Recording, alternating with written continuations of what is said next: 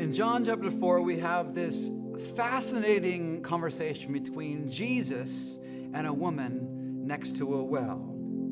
Jesus asks this woman to give him a drink of water. She's surprised by that because he's a Jew, she's a Samaritan. Jews don't hang out with Samaritan. Also, she's a woman. To a Jew at that time, a Samaritan woman was like the lowest of the low. Jesus has this dialogue with this woman, tells her of this living water that he alone can give her. He speaks about satisfaction. And in verses 13 and 14, Jesus promises her a satisfaction in her life. He does say, whoever drinks of this physical water, the water from the well, they will thirst again. But he says, if you drink of the living water that I alone can give, well, that brings satisfaction. Satisfaction. How many people do you know in this world actually use that phrase, oh, I'm satisfied? It's almost a lost word in our culture, but it's a beautiful word. And it's not just a word, it's a reality that God gives himself. And so Jesus declares, whoever drinks of this water, the physical water, will thirst again. And you can really write that above all of the physical wells of this world. Every physical experience of this life will not satisfy. It will not bring satisfaction. Food, for example.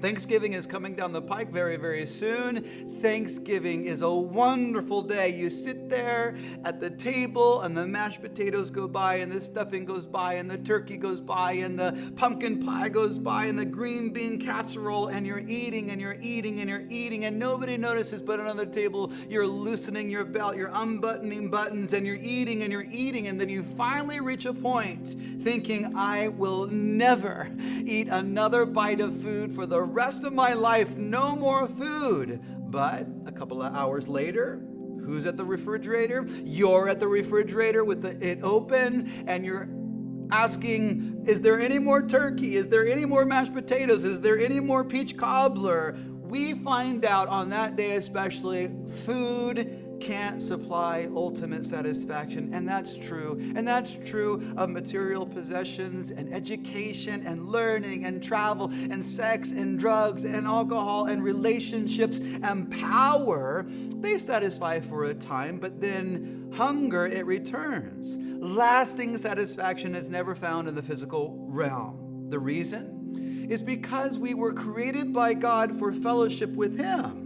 And so until we are engaged with the activity that we were created for, there will always be that gnawing sense that there must be more to life, that there must be more to life. No matter how polished up, cleaned up, how successful, or whatever appearance a person will give to say that they are satisfied, anybody who does not have Christ in their life will never find satisfaction. They will always be thirsty. One of the early church fathers put it this way. He said, O Lord, you have made us for yourself, and our hearts are restless until they find their rest in you. And it's true. You cannot satisfy a spiritual thirst with a physical thing. And this woman, she has tried. How has she tried? Well, with relationships with men. She had been married 5 times, we find out. And the man that she is now with, she is living with, but is not married to. And so without realizing,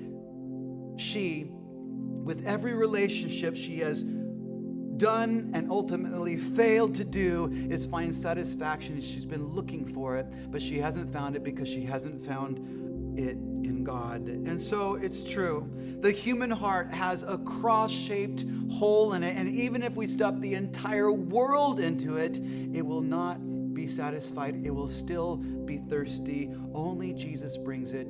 Only Jesus gives it.